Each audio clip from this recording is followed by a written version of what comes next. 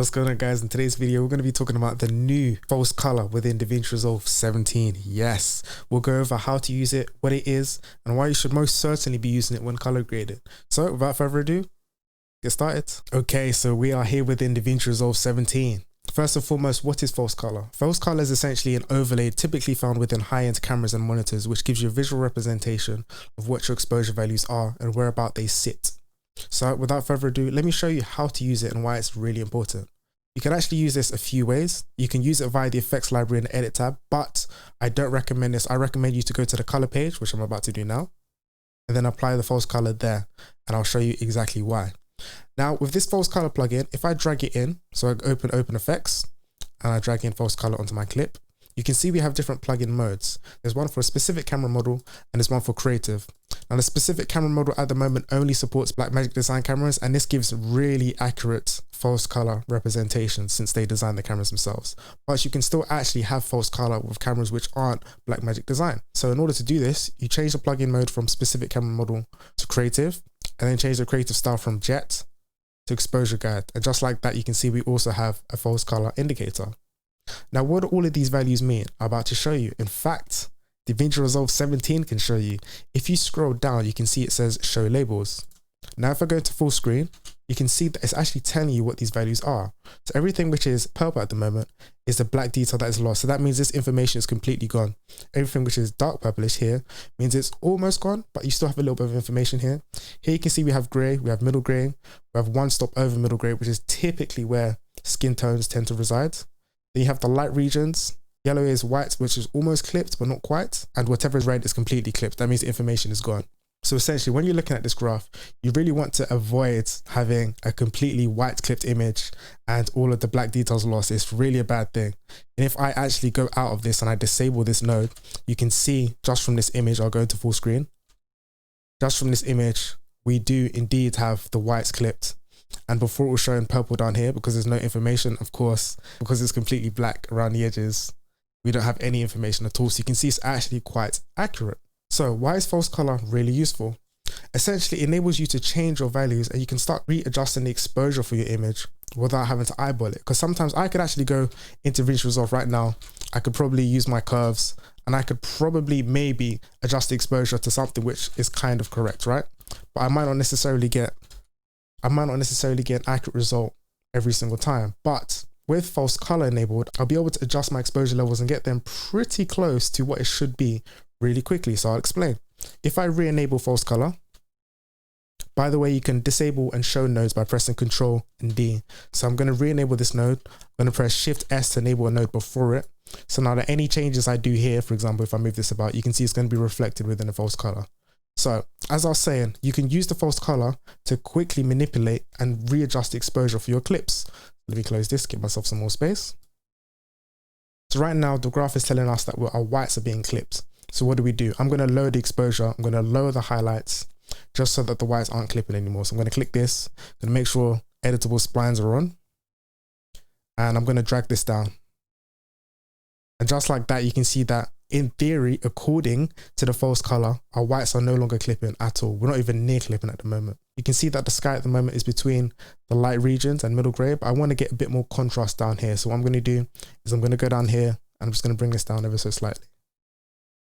You can see we're nearly losing the blacks, but we're not quite.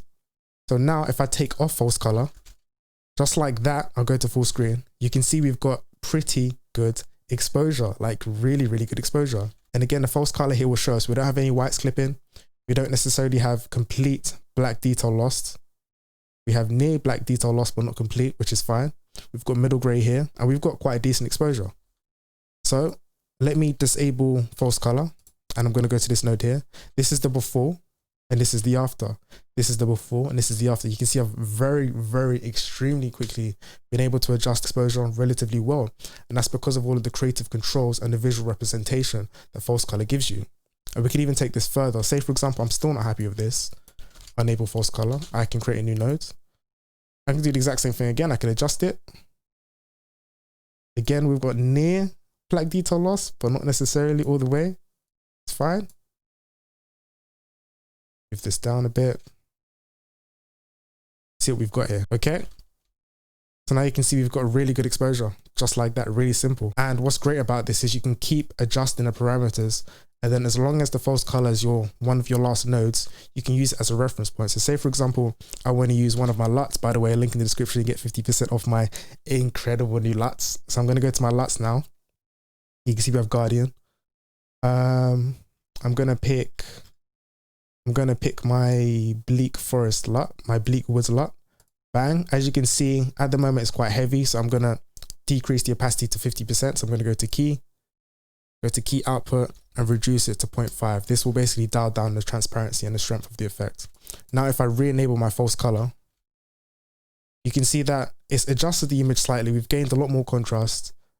We don't necessarily have black detail loss. We don't have any clipping in the whites at the moment, but right here, you can see we're pushing it a little bit. We're really pushing it. So if I really wanted to, I could actually, after this node here, I could probably bring up, so we aren't as near to black detail loss. And if I take off, you can see that's not bad. It's quite a stylized look. It's actually quite a stylized look, and it looks pretty good, if I'm quite honest with you. And just like that, in how long? What's the time? In a couple of minutes, we've literally adjusted our exposure. We've got a decent look. And again, we can keep checking to see whether it's clipping or not. And this is really, really powerful. Now, this is not only the effect that false color has, because as you can see within the creative mode, we have lots of other effects. We've got low, high clip, which again shows you your clipping points. So if you want to adjust specific values of whether you're clipping or not, so if I disable these other nodes, you can see that with this value here, it shows us that we're clipping. So everything which is completely red is clipped. Everything that's completely blue, the black detail is lost. So again, if I full screen and I take this effect off, again, it's telling the truth. If I re-enable all of the changes that I made, you can see straight away, we don't have any clipped white points, or we don't have any detail lost within the black points. And again, if I turn off the effect, you can see that it's very accurate and very true. There's actually lots of different effects that you can find within the false color plugin. Not only this, but you also have different stylized effects. If you wanted, for example, night vision, you can have that, which is really good and works really well with, say, for example, the binocular effect, new within Davinci Resolve 17. So if I enable that, we have this. As you can see at the left-hand side, by the way, we still have these labels. You can actually take it off. If I go back to the color page, scroll down, it says show scale, show values, and show labels. You can uncheck all of these, and you can see that the graph is gone, and we just have the effect. So if you wanted really creative effects, you have some pretty stylized looks that you can do within Davinci Resolve 17 just with false color, which I think is pretty impressive. But we're going to get rid of that because we don't want the binoculars at the moment. We also have thermal. So again, we have like a thermal vision, which is kind of cool. You can also adjust the colors as you wish. Pretty handy. If you want to show the sliders, you can. If you want to show the scale, you can. You don't necessarily have to. We have, again, color temperature, which will essentially show you the color temperature of your image. I didn't find this to be too accurate, because if I show the scale and I show the values, it's telling me that this is in the 7K range, which is not. It's obviously daylight, so things should be around here, but maybe I'm getting this wrong, but I don't necessarily see this color temperature as working like an actual accuracy for color temperature. Maybe it's more of a stylized effect. Something that I also failed to mention before is you have different value styles. So say, for example, if you didn't want this to go up in increments of 10, you can do it in increments of 100s. You can do this in points, or you can do it in percentages. Customization is actually pretty nice. Okay, so now that we've seen this, let's go to the Blackmagic Raw clip. So this is a clip from the Blackmagic 4.6K Generation 2.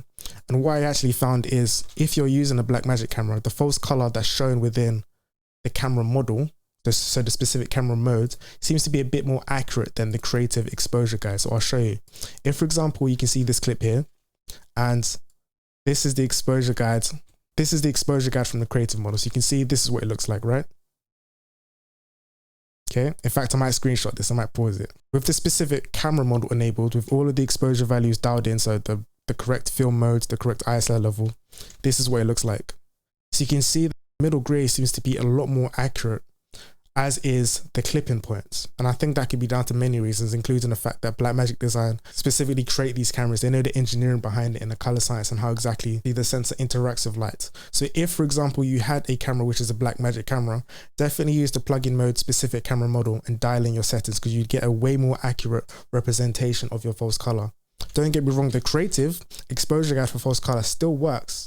You can still technically adjust your exposure values with it. It just may not be as like pinpoint accurate as the specific camera model with that Blackmagic design provides. So again, this image, I've done the exact same thing. I enabled my false color, adjusted my exposures. As you can see, we've got a lot of, in fact, let me put my labels on. Yeah, so I adjusted my exposure because we have quite a bit of near black detail loss. So I adjusted that so we don't have as much. The next thing I adjusted was probably the clipping point, because as you can see, we're definitely going to be clipping these lights. So I adjusted that, bang, and you can see now we're not clipping anymore. And if I disable false color, we've got a pretty good base. This is not a bad exposure base to start working on. The next thing, of course, I use one of my LUTs, link in the description below, get a 50% off, bang! And as you can see, look at the before and after. Look how much the image has changed. Yes, powerful. But as you can see, the exposure value also changed. If I re-enable my false color, you see now we have quite a bit more of the black detail, which is almost being lost. You can use this as a reference point in order to adjust your exposure. And I think this is a look I'm happy with. And just like that, we've adjusted our exposure. We've got a nice corrected image. It looks beautiful, stylized look. Exposure is correct. And it's that simple. So that, my friends, is false color within Davinci Resolve 17. If you found this video useful, please let me know in the comments below. Share, subscribe, comment, like, and I'll see you on the next video. Peace.